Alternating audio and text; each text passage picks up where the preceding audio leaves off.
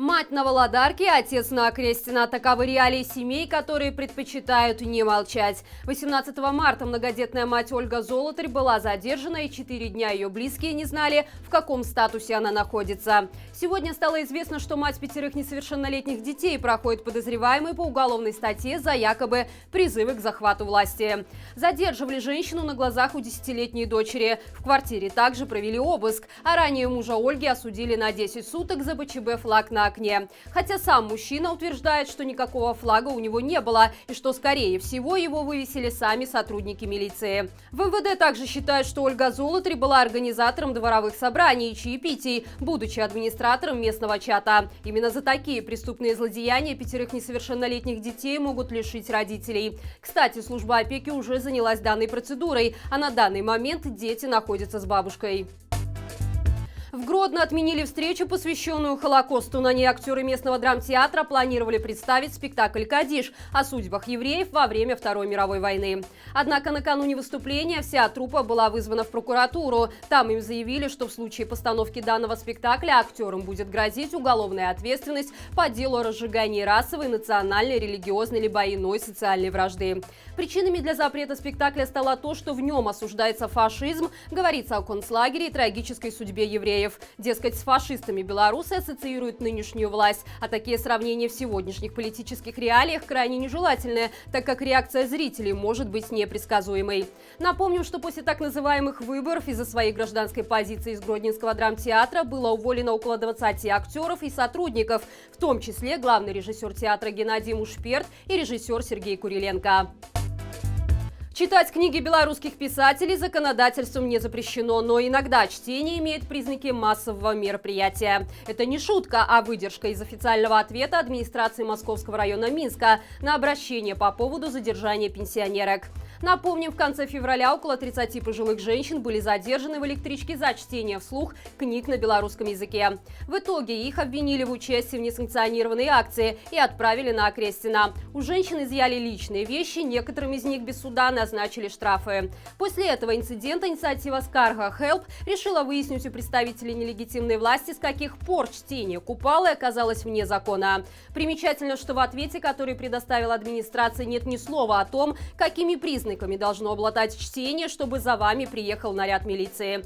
Видимо, достаточно того, чтобы оно было на родном языке, которому режим объявил настоящую войну. С начала текущего года цены на потребительские товары в нашей стране резко рванули вверх, да так, что обогнали все прочие страны бывшего Советского Союза. При этом годовая инфляция пробила рекордный потолок почти в 10%. Министерство антимонопольного регулирования объясняет эту ситуацию подорожанием ввозимых товаров, а также отменой налоговых льгот.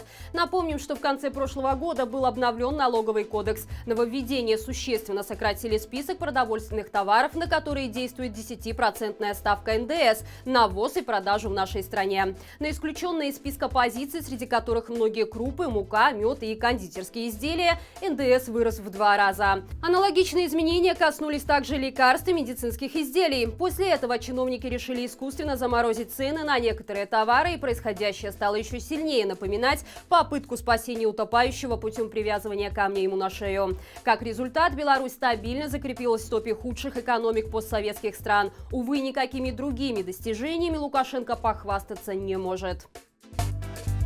Считанные дни остаются до объявленного на День воли массового протеста, и режим готовится к этому событию в своем фирменном стиле. Сотрудники столичных медучреждений сообщают, что с сегодняшнего дня и до 25 марта все больничные мужчинам от 25 до 50 лет будут выдаваться только через врачебно-консультационные комиссии. Пройти ВКК в нашей стране, а тем более с учетом бушующей пандемии, это отдельный и крайне опасный вид пыток. Но нелегитимной власти нет никакого дела до здоровья людей, когда на кону стоит сохранение трона для самодержца. Но и на этом режим решил не ограничиваться и намерен отправить в заточение иногородних студентов, которые живут в столичных общежитиях. 25 марта им под угрозой отчисления запретили выходить на улицу. Исключение составляют только походы в магазин, и то под роспись в журнале. Отметим, что аналогичная ситуация сложилась и месяц назад, когда во время проведения шабаша диктатора рабочим заводов запретили брать отгулы. Все это делается для того, чтобы на улице никто не вышел, но свободные белорусы уже не раз доказали, насколько успешно они умеют противостоять прихотям наделивших себя властью преступников. Геббельс ТВ под названием «Белтелерадиокомпания» объявила о начале кастинга для участия в популярном песенном конкурсе X-Factor. Право на него пропагандисты получили еще год назад. Напомним, что данный телеканал после августовских событий покинули более 100 сотрудников, отказавшись скрывать насилие и жестокость Лукашенко в отношении собственного народа. На сегодняшний день Белтелерадиокомпания распространяет лживую информацию об исторических символах Беларуси, поливает грязью протестующих и несет враждебную повестку, поддерживая стремление нелегитимного в разжигании гражданской вражды в обществе.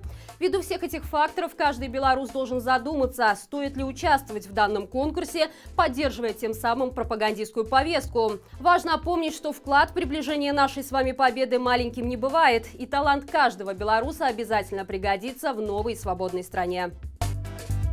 И это все на сегодня. Не забывайте ставить лайк и писать комментарии к этому видео, чтобы его могли увидеть как можно больше людей. До встречи завтра и живи Беларусь!